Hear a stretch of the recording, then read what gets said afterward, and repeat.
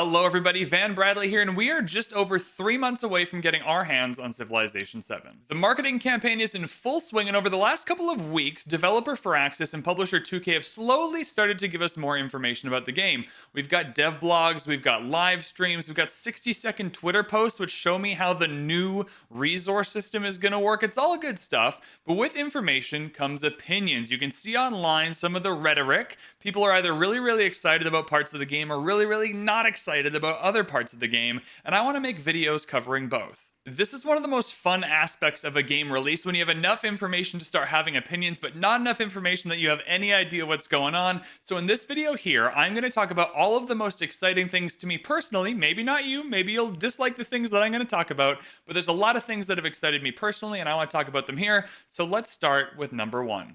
The first announcements they've made about Civ 7 that I find really exciting, that I'm so looking forward to playing, is the announcement of the new age system. Now, unlike most people, especially people online, I couldn't give a rat's arse about the history in Civilization. That is not why I play the game, so I don't really care at all. I have no opinions about the civs, and the civs and the leaders being decoupled a little bit, and then merging, and you being able to take your own path, or the more realistic one.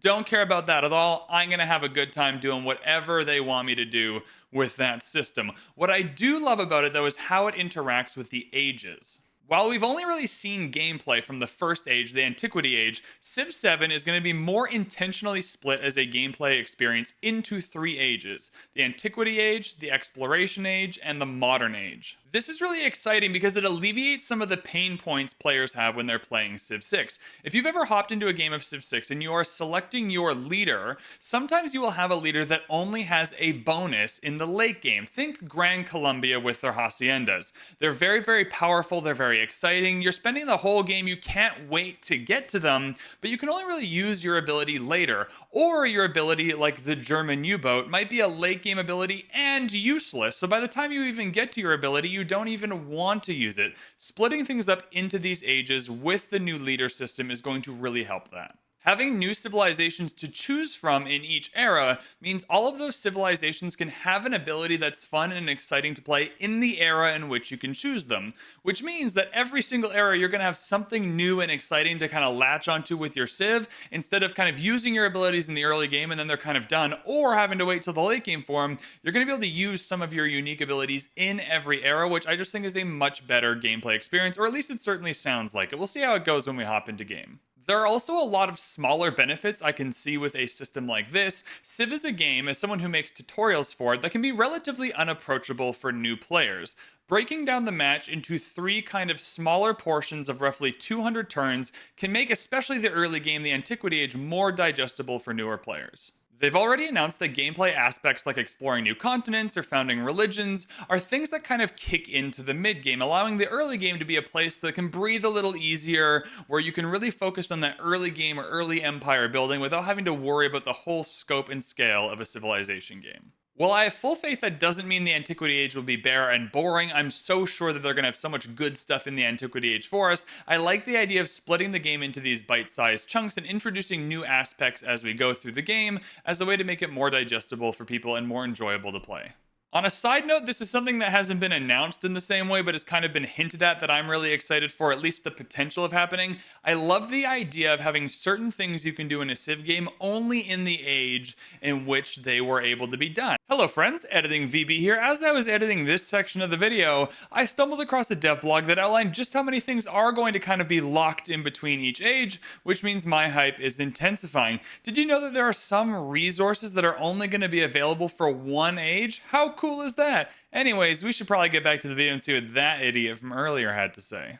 Back to the beginning and figure something out. It would be cool to have more things locked within the age they happen, so that you really have to hone in on a strategy, because if you miss something, if you don't do something in that era, it'll be gone by the next era. We're moving on. We're leaving you behind. I just love that aspect, or the opportunity at least, of that kind of game development there, so that's really exciting to me. The next announced feature in Civ 7 that just has me so excited, even though we don't know a ton about it really and how it affects the entire game, are the legacy paths. As you play through the game, there are science, military, culture, and economy objectives. I think I got those right. And as you go through those objectives, hit those milestones, you will earn corresponding points in those categories. At the end of the era or the age flip, you are able to spend those points on legacies that will stick with you or give you boosts in the next era. Circling back to what I said before, I love the kind of strategy this allows you to do. If you're teching into the economy path fully and you're hitting those milestones, the military one might be leaving you behind. By the time you get into the next era, you can't circle back and get those military ones later. So I'm excited for that potential gameplay loop, but I am just a sucker. I'm just a sucker for allotting points into a category. You've played Skyrim or Cyberpunk or any one of these games where you are leveling up your character and you're just, leveling up and you're teching into certain things and you're unlocking those things. I'm a sucker for a gameplay loop like that, and having that be more present in Civilization, where I can focus in on my strategy, I can hone my strategy, I can collect my science points, and then I can just dump them all in and have like the best science civ ever in the mid game. The whole process of that sounds so excited to me. I can't wait to learn more, but it's really got me like pumped up to play Civ 7. Number 3 on the list of things that has me excited about Civ 7 is actually a Twitter video Firaxis posted a little while ago. I'll try and remember to link that in the description.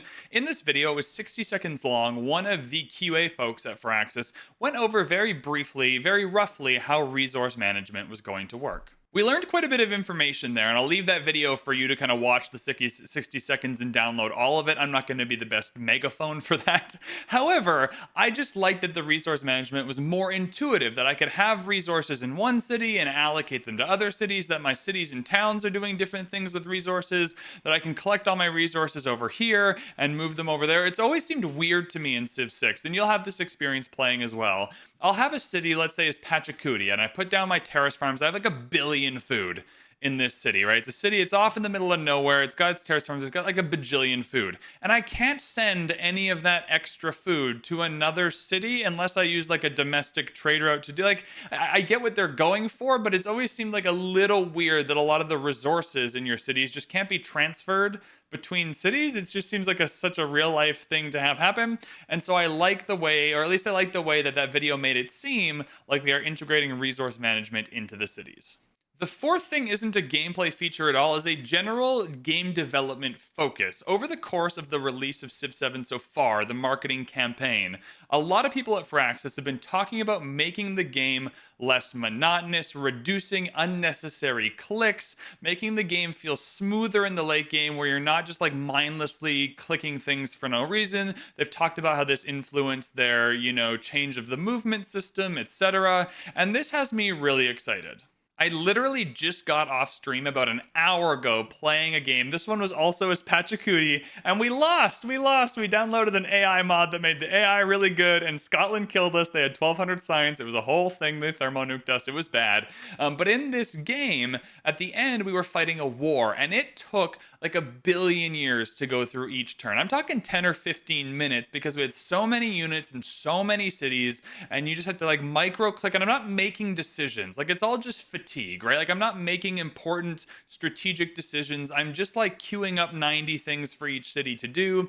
And so they're not going to be perfect. As you go through a game of Civ, you are obviously going to have to expand. It's a 4X game. That's one of the X's. I'm sure the late game is going to be a little more thorough than the early game in terms of decisions you have to make. But the general development focus of just making the game less mindlessly clicky and more strategically deep in a different way, I just think is a really exciting place for it to go. I don't know if they'll hit the mark right away, right? Where this game is going to release, there's going to be no builders to click, there's going to be no like citizens to manage in the same way, and it might take a while to balance around or find the right groove, but I'm more than willing to give them the patience because I think this is a good game development route to go down. There is always the issue that removing these clicks could potentially take away some of the strategic depth of the game. That is always a problem that could happen. However, since this is a new kind of philosophy for Firaxis, and I haven't seen anything to make me believe that they're going to get it wrong, I'm more than willing to give them the benefit of the doubt, and it's made me excited about Civ 7. And finally, the last thing they've announced that has me genuinely excited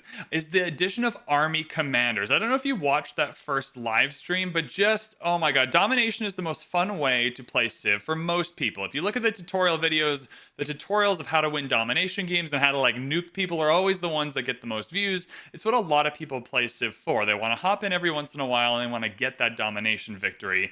And being able to have army commanders to kind of motor your army around without having to like individually click each unit, and then having like promotions go to the army commander that has the area effect bonus instead of having them be on each individual unit. Just everything about this makes it seem like army management, wars, etc. are going to be more intuitive, more fun, and at the very least, even if it ends up being, you know, a pretty similar system, so many less clicks, so much less like mindless clicking on things and moving things.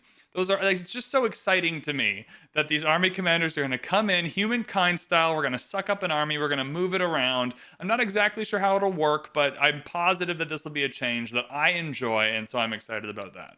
I think that will be it for this video. I wanted to keep it short and sweet today. We're going to learn a lot more about Civ 7, and then I can do another one of these. I just want to do a disclaimer at the end here. This was not everything that I'm potentially excited about. These are just the most exciting things where I go, oh yes, I can't wait to try that out.